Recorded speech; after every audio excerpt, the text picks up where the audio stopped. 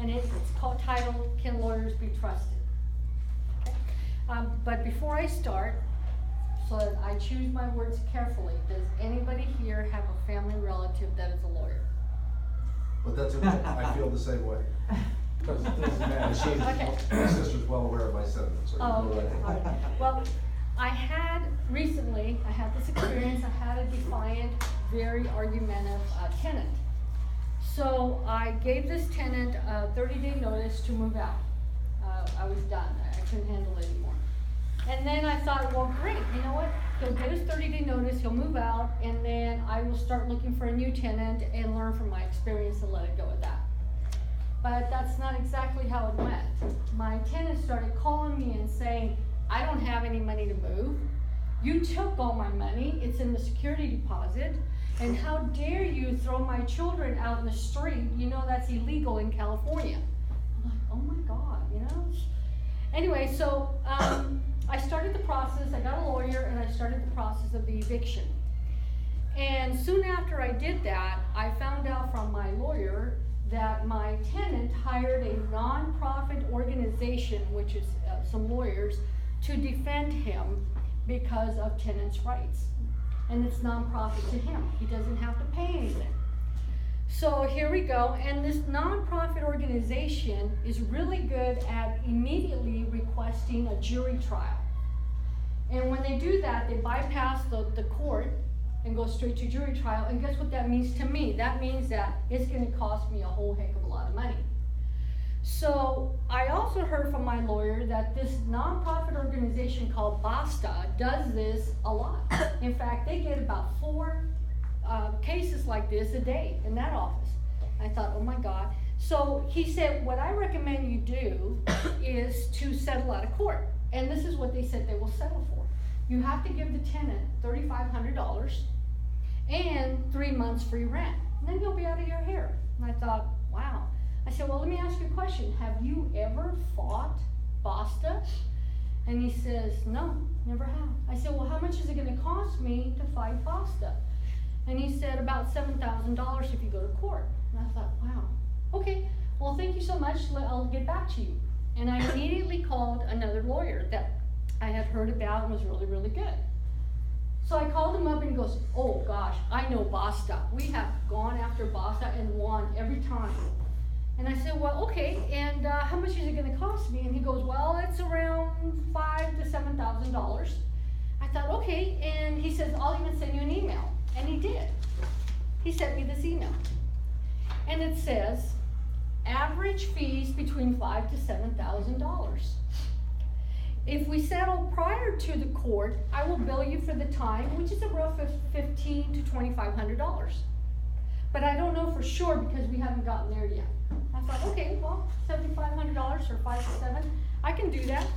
So I said, okay. So I let the first one go, and I hired the second one because I'm gonna fight. I don't think it's fair.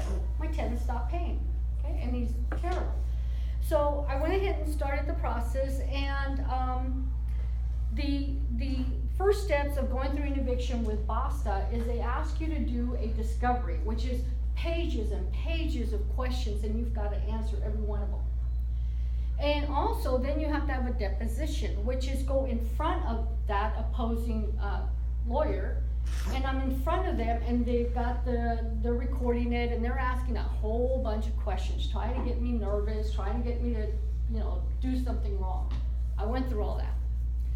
So I go through all that, and soon after that, I get an email from my lawyer saying, you know what, Mary?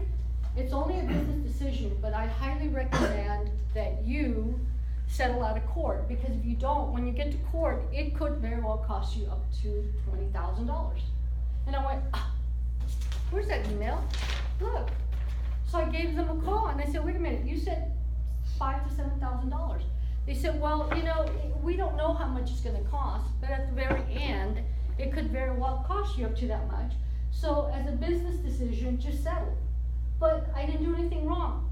Business decision. So I went ahead and did it. I settled out of court. I wound up giving that tenant $2,000, 3 months free rent, and I was like beside myself, but let it go. And about a month later, I get the bill from my lawyer.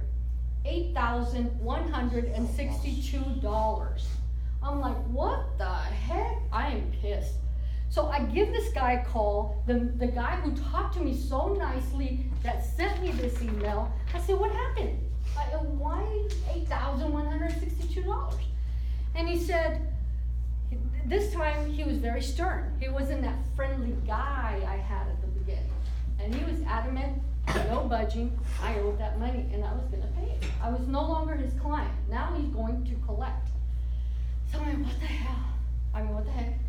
So I talked to a couple of my friends because I wasn't the only one going through this. I had a friend of mine going through the same process, different lawyer, same process, BASTA, discovery, deposition, the whole works. And guess what? She's only paying $4,000 for her lawyer. So I thought, and her settlement was better than mine. I'm like, what the heck?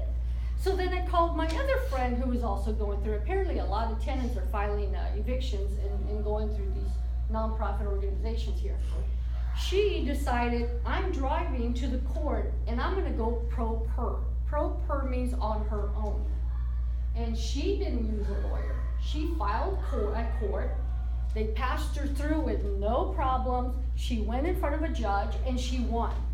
No lawyer fees. I'm like, what the heck? I got stuck with $8,162.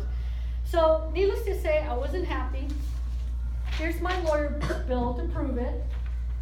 $8,162 minus the $5,000 I had already given them. So I owe them a whopping $3,162. So I started thinking a lot. Oh, and not only that, I called the California State Bar. I thought I would be smart. I've got proof. Look, I got a letter.